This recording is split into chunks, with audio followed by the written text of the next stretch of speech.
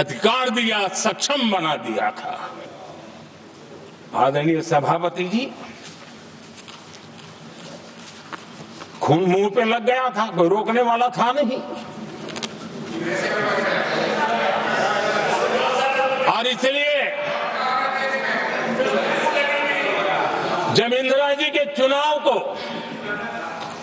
गैर रीति के कारण, असंवैधानिक तरीके से चुनाव लड़ने के कारण अदालत ने उनके चुनाव को खारिज कर दिया और उनको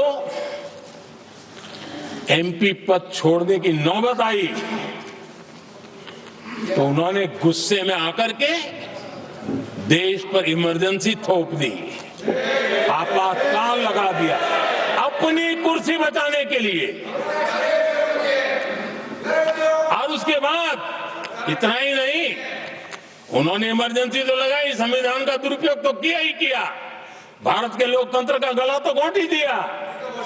लेकिन 1975 में 39वां संशोधन किया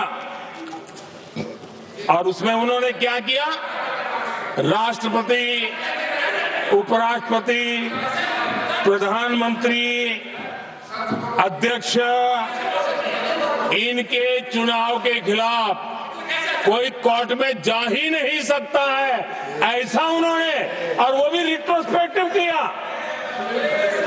आगे के लिए नहीं, पीछे का भी, अपने पापों का भी उन्होंने।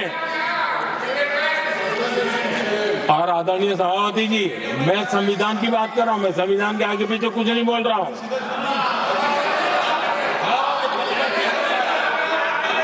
आदरणीय सभापति जी,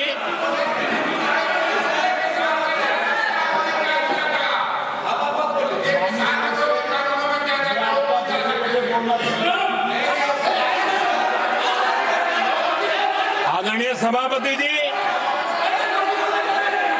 इमरजेंसी में लोगों के अधिकार छीन लिए गए,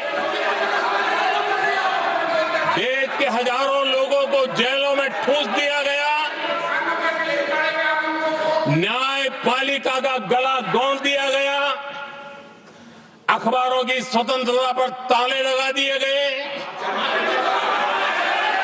इतना ही नहीं, कमिटेड जुडिशरी, इस विचार को उन्होंने पूरी ताकत दी। और इतना ही नहीं, जिस जस्टिस एच.आर. खन्ना ने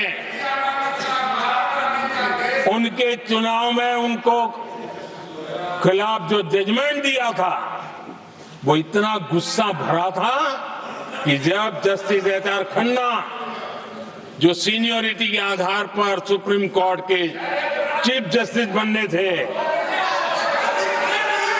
जिन्होंने संविधान के सम्मान करते हुए उस पीरियड से इंदिरा जी को सजा दी थी, उन्होंने मुख्य न्यायाधीश नहीं बनने दिया।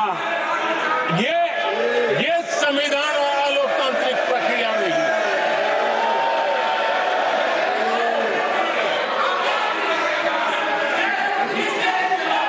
आदरणीय सभापति जी, यहां भी ऐसे कई दल बैठे हैं जिनके मुखिया भी सारे जेल में हुआ करते थे। ये इनकी मजबूरी है, वहां जाके बैठे हैं, उनको भी जेलों में ठूस दिया गया था। आदरणीय सभापति जी, देश पर जुल्म तांडव चल रहा था, निर्दोष लोगों को जेलों में ठूस दिया जाता था, लाठियां बरताई जाती थी, कई लोग जेलों में मौत के शरण हो गए थे, और एक निर्दयी सरकार संविधान को चूर चूर करती रही थी। आदरणीय सभापति जी, ये परंपरा यहां नहीं रुकी।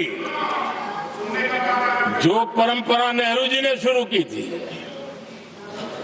जिसको दूसरे प्रधानमंत्री जी इंदिरा जी ने आगे बढ़ाया, क्योंकि खून मुंह पे लग गया था, और इसलिए राजीव गांधी जी प्रधानमंत्री बने। उन्होंने संविधान को एक और गंभीर झटका दे दिया। सबको समानता, सबको समानता, सबको न्याय, उस भावना को चोट पहुंचाई। आदरणीय सभापति जी, आपको मालूम है सुप्रीम कोर्ट ने शाहबानो का जजमेंट दिया था। एक भारत की महिला को न्याय देने का काम संविधान की मर्यादा और स्पिरिट के आधार पर देश की सुप्रीम कोर्ट ने दिया था। एक वृद्ध महिला को उसका हक मिला था सुप्रीम कोर्ट से, लेकिन उस समय के प्रधानमंत्री राजीव गांधी ने शाहबानो की उस भावना को, सुप्रीम कोर्ट की उस भावना को नकार दिया और उन्होंने वोट बैंक की राजनीति के खातिर संविधान की भावना को बलि चढ़ा दिया और कट्टरपंथियों के सामने सर झुकाने का काम कर दिया। उन्होंने न्याय के लिए तड़प रही एक वृद्ध महिला को साथ देने के बजाय उन्होंने कट्टरपंथियों का साथ दिया। संसद में कानून बना करके सुप्रीम कोर्ट के निर्णय को फिर एक बार पलट दिया गया। आदरणीय सभापति जी, बात वहां से नहीं अटकी है। नेहरू जी ने शुरू किया, इंदिरा जी ने आगे बढ़ाया और राजीव जी ने भी उसको ताकत दी, खाद पानी देने का काम किया। क्यों? संविधान के साथ खिलवाड़ करने का लहू उनके मुंह लग गया। आदरणीय सभापति जी, अगली पीढ़ी भी इसी खिलवाड़ में जुड़ी पड़ी है। एक किताब को मैं कोट कर रहा हूं, उस किताब में जो लिखा गया है और उसमें प्रधानमंत्री उस समय के मेरे पहले जो प्रधानमंत्री थे उनको कोट किया है। उन्होंने कहा है, मुझे यह स्वीकार करना होगा कि पार्टी अध्यक्ष सत्ता का केंद्र है। ये मनमोहन सिंह जी ने कहा है, जो एक किताब में लिखा गया है। मुझे यह स्वीकार करना होगा कि पार्टी अध्यक्ष सत्ता का केंद्र है। सरकार पार्टी के प्रति जवाबदेह है। इतिहास में पहली बार